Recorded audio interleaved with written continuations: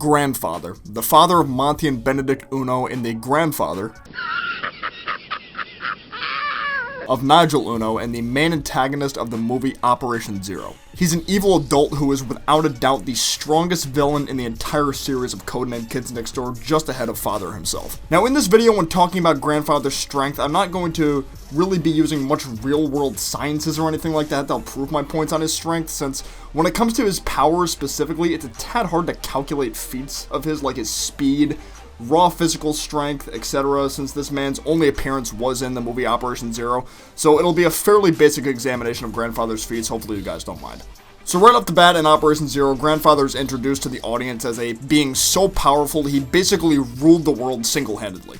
He enslaved all kids, including his own sons, and forced them to work in tapioca pudding factories to make tapioca for him and the other adults around the world. It was until his son Monty began a revolution, aka the foundation of the 7th age of the Kids Next Door, thanks to him finding the Book of Candy and using a device on Grandfather that destroyed his powers and erased his memories. Now, I'm not sure what this device was exactly, since it was only shown for a brief second in the movie, but it seems to act the same way a decommissioning chamber does, at least in the sense of erasing one's memories. However, this device was able to shoot a blast at Grandfather from a long range, whereas a decommissioning chamber has to be close by for the plunger to reach the target's face. I just want to get this out of the way first because these two devices, or rather the ability of these two devices, are the only thing capable of stopping Grandfather. Now, when it comes to Grandfather's core main ability, it's the ability to turn a normal person or even an animal, regardless of age, into a senior citizen zombie. It's a zombie whose body is aged on the outside only to have the physical appearance of a senior citizen.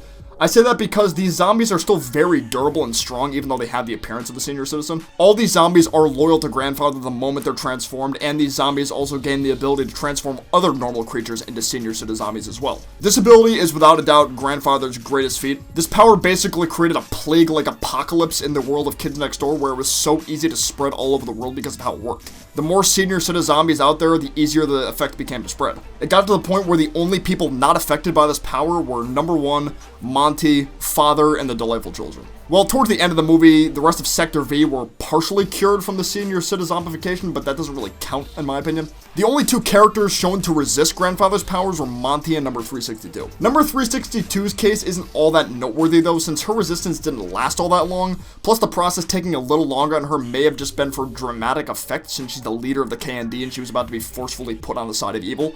It's hard to say. As for Monty, he himself states he was able to resist so long due to him carrying the Book of Candy in his back pocket while Grandfather was trying to turn him into a zombie. Granted, I don't think that was the only reason. Grandfather at one point did say, "Even you, my son, are doomed," implying that because Monty and Grandfather are related by blood, that was also a factor in Monty being able to resist the zombification, with the Book of Candy delaying the process even more than it normally would have. Grandfather also has the ability to float around and fly. He uses floating as his main form of moving around in Operation Zero, and also has dashed towards people in midair with pretty exceptional speed, like when he turned the Toilinator into a zombie. He dashed towards him in the air fast enough to where his whole body looked like a blur when dashing towards the Toilinator.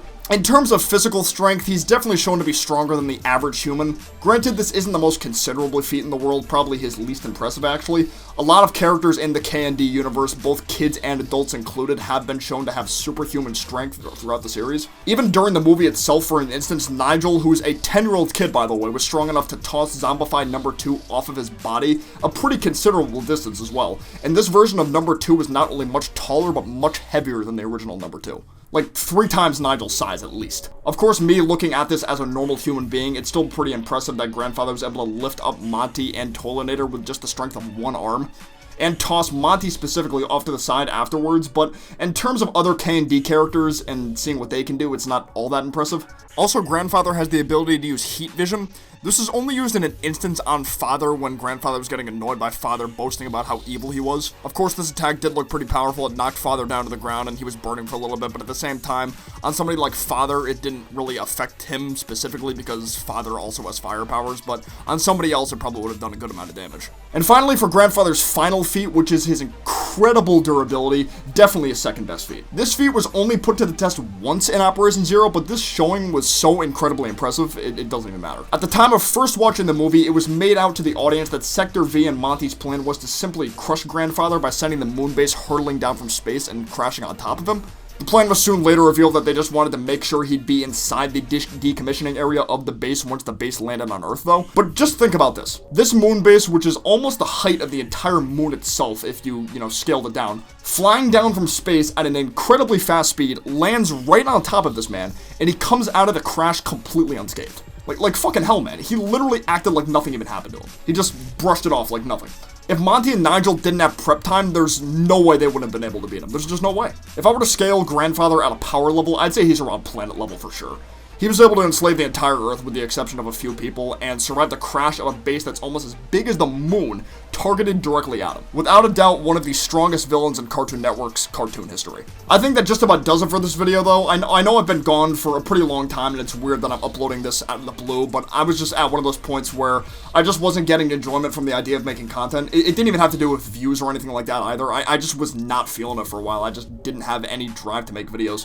But I do again, and hopefully this current joy that I have for it right now does not go away again. I really didn't miss making videos, it just, the drive for it wasn't there. But thank you guys so much for watching though. Be sure to leave a like down below if you enjoyed, and if you're new to the channel, subscribe, and I will see you guys next time. Peace out, take care, bye-bye.